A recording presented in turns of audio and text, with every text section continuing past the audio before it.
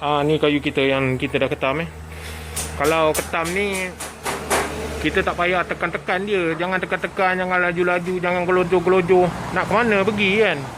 Tenang-tenang aja, pelan-pelan. Waalaikumsalam Sayyidina Muhammad. Hari ni kita nak main dengan ketam. Kita nak mengetam lah. Saya nak kongsi cara saya mengetam lah. Sekarang mata ketam ni 3 inci. Okey. Jadi bila kita ketam yang sini, dia elok lah. Dia sama 3 inci. Tapi bila kat sini, kita jangan ambil yang tengah saja. Bila kita ambil yang tengah saja, dia akan jadi lekuk mata ketam.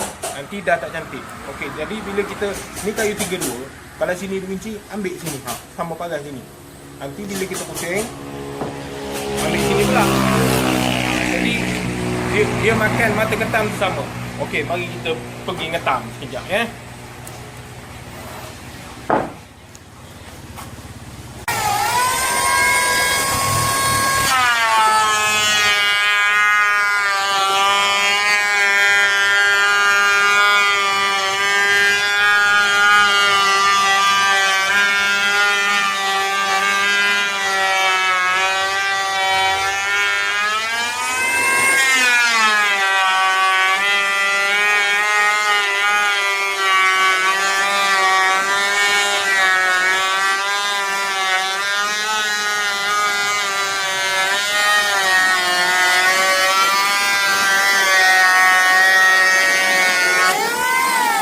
Okey ni bila ada macam ni, adjust mata tu.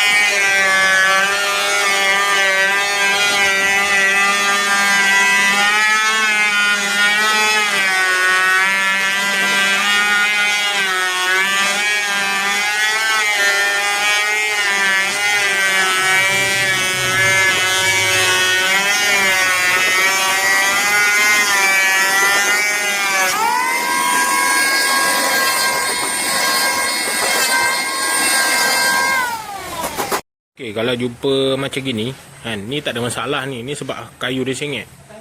Kalau kita ketam kayu, selalu kita akan berjumpa benda-benda macam ni. Sebab kedudukan kayu ni, kadang dia lekuk sikit. Tu tak ada masalah tu, sikit. Tak ada high punya.